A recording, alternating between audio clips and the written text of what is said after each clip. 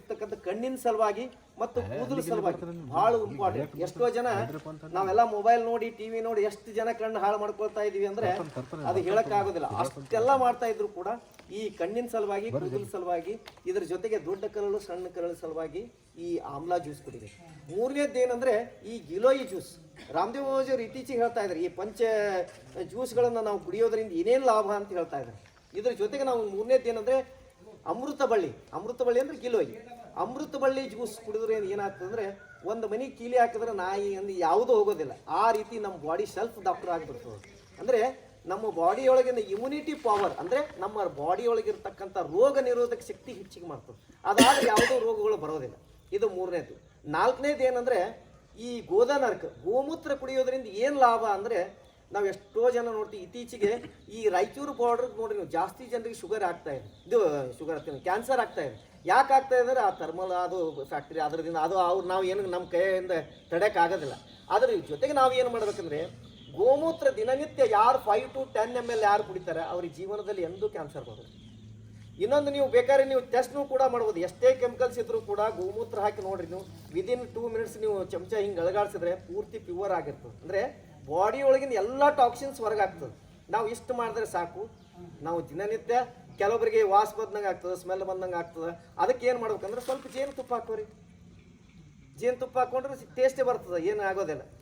ಇದು ನಾ ಬರೀ ಹೇಳಕತ್ತಿಲ್ಲ, ನಾ ದಿನ ಮಾಡ್ತೀನಿ. ಕೆಲವೊಬ್ರು ಹೇಳ್ಬೋದು ನಾನು ದಿನನಿತ್ಯ ಯಾವುದು ಮಾಡ್ತೀನಿ ಅದನ್ನು ನಿಮ್ಗೆ ಹೇಳ್ತೀನಿ. ಬೆಳಗ್ಗೆ ಎದ್ದ ತಕ್ಷಣ ಇಷ್ಟೆಲ್ಲ ಮಾಡಿ ಒಂದು ಗ್ಲಾಸ್ ಉಗುರು ಬೆಚ್ಚಗೆ ನೀರು ಕುಡಿದು ಕೆಲವೊಂದು ಎಕ್ಸರ್ಸೈಸ್ಗಳು ನಾಳೆ ಬೆಳಗ್ಗೆ ಹೇಳ್ತೀನಿ. ನಾನು ಮೋಷನ್ಗೆ ಹೋಗ್ಬೇಕಂತಲೂ ಮೊದಲು ಏನು ಎಕ್ಸರ್ಸೈಸ್ ಮಾಡಬೇಕು ಅದು ಮಾಡಿದ್ರೆ 100% ಮೋಷನ್ ವಿದಿನ್ 1 minute ಕ್ಲಿಯರ್ ಆಗ್ತದೆ. ಎಷ್ಟೋ ಜನ ನೋಡ್ತೀನಿ ಪೇಪರ್ನ ತೊಗೊಂಡು ಹೋಗ್ತಾರೆ. ಇತ್ತೀಚೆಗೆ ನಾವೆಲ್ಲ ವೆಸ್ಟರ್ನ್ ಸ್ಟೈಲ್ ಬಂದದ. ನಿಮ್ಮಲ್ಲಿ ಯಾರು ಆ ಥರ ಇಲ್ಲ ಬಿಡ್ರಿ, ನೀವೆಲ್ಲ ಆರೋಗ್ಯವಂತರ ಲಕ್ಷಣ ಇದ್ದಾರೆ. ನಮ್ಮ ಕಡೆ ಹೇಳಕತ್ತೀನಿ, ನಮ್ಮಲ್ಲಿ ಹೋದ್ರಂದ್ರೆ ಒಂದೊಂದು ತಾಸು ಬರೋದಿಲ್ಲ, ಅಲ್ಲೇ ಮೊಬೈಲ್ ಒಯ್ದಿರ್ತಾರೆ, ಅಲ್ಲೇ ಪೇಪರ್ ಒಯ್ದಿರ್ತಾರೆ. ಇತ್ತೀಚಿನ ಮಕ್ಕಳಲ್ಲೇ ನೋಡ್ತಾ ಇದ್ದೀನಿ ಮೊಬೈಲ್ ಕಂಪಲ್ಸರಿ ವಾಶ್ರೂಮ್ಗೆ ಹೋಗೋ ಮುಂದೆ ಒಯ್ತಾರೆ. ಅದು ಆದಷ್ಟು ಕಡಿಮೆ ಮಾಡ್ರಿ, ಇಲ್ಲ ಅದು ಬೀಸ್ ಹೋಗೋದು ಬಿಟ್ಟು.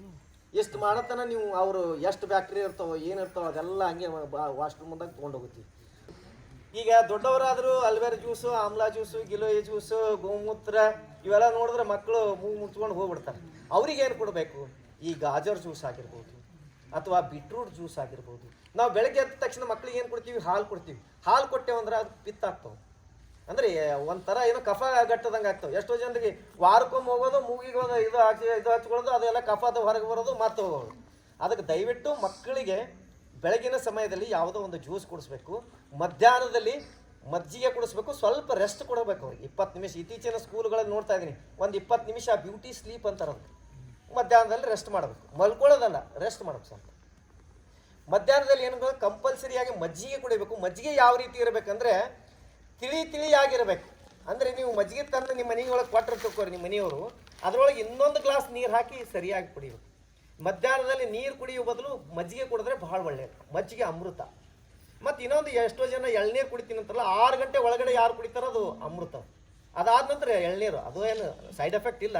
ಬಟ್ 6 ಗಂಟೆ ಒಳಗಡೆ ಸೂರ್ಯ ಉದಯಿಸುತ್ತಿರೋ ಸೂರ್ಯನ ಕಿರಣಗಳು ಬೀಳೋಕ್ಕಂತಲೂ ಮೊದಲೇ ಕುಡಿದು ಬಿಡ್ಬೇಕು. 5:30 ಒಳಗಿಂದ 6 ಒಳಗಡೆ. ಅದಕ್ಕೆ ಇಷ್ಟು ಮಾಡಿದ್ವಿ. ಬೆಳಗಿನ ಸಮಯದಲ್ಲಿ ಮಕ್ಕಳಿಗೆ ಏನು ಕೊಡ್ಬೇಕು ಅನ್ನೋದು ಆಯಿತು. ಮಧ್ಯಾಹ್ನದಲ್ಲಿ ನೀವು ಏನು ಊಟ, ಎಷ್ಟೋ ಜನ ನೋಡ್ತಾರೆ ಮಧ್ಯಾಹ್ನದಲ್ಲಿ ಈಗ ಶವಂತಿನಿಕಾಯಿ ಮುದ್ದು ಬೆಳಗ್ಗೆ ಸಮಯದಲ್ಲಿ ಶವಂತಿನಿಕಾಯಿ ತಿಂತಾರೆ, ಟೊಮೆಟೊ ತಿಂತಾರೆ, ಏನೋ ಒಂದು ಫ್ರೂಟ್ ಇದು ತಿಂತಾರೆ, ಕಾಯಿ ಪಲ್ಯಗಳು ಎಲ್ಲ. ಅದು ಒಳ್ಳೆಯದೇ.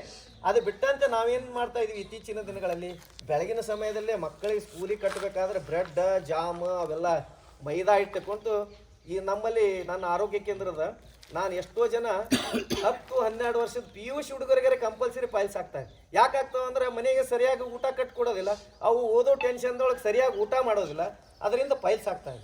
ಅದಕ್ಕೆ ಪೈಲ್ಸ್ ಬರಬಾರ್ದು ಅಂದರೆ ಏನು ಮಾಡಬೇಕು? ನೀವು ಆದಷ್ಟು ಅವರಿಗೆ ಹಸಿ ತರಕಾರಿಯನ್ನು ಈ ಊಟಕ್ಕೆ ಕೂತಿರ್ತೀರಿ. ಜೋಳದ ರೊಟ್ಟಿ ಏನು ನೀವೆಲ್ಲ ರೈಸ್ ಊಟ ಮಾಡ್ತೀರಿ, ಜೋಳದ ರೊಟ್ಟಿನೇ ಊಟ ಮಾಡ್ತಿಲ್ಲ. ಅದ್ರ ಜೊತೆ ಮೆಂತಿ ಪಲ್ಯ ಆಗಿರ್ಬೋದು, ಅಥವಾ ಪಾಲಕ್ ಆಗಿರ್ಬೋದು, ಅಥವಾ ಮೂಲಂಗಿ ಆಗಿರ್ಬೋದು, ಬೀಟ್ರೂಟ್ ಆಗಿರ್ಬೋದು, ಗಜ್ಜರಿ ಆಗಿರ್ಬೋದು, ಸೌತೆಕಾಯಿ ಆಗಿರ್ಬೋದು, ಇವೆಲ್ಲ ಎಷ್ಟು ಇಡಬೇಕು? ರೊಟ್ಟಿ ಒಂದು ಇಟ್ಟಿರ್ಬೇಕು.